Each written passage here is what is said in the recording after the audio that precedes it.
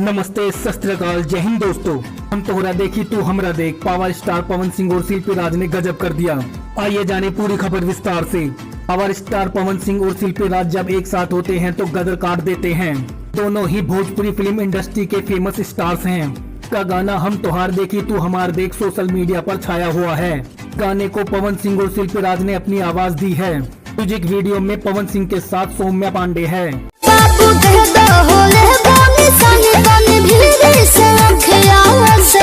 Song की popularity का अंदाजा इसी बात से लगाया जा सकता है कि इस सॉन्ग ने अभी तक 5 मिलियन व्यूज का आंकड़ा पार कर लिया है। दोस्तों, भोजपुरी पावर स्टार पवन सिंह के नए गाने के बारे में आपको क्या कहना है, अपनी राय कमेंट बॉक्स में जाकर जरूर दें और ऐसी ही जानकारी पाने के लिए चैनल को दिल से लाइक करके सब्सक्राइब करना ना भूलें।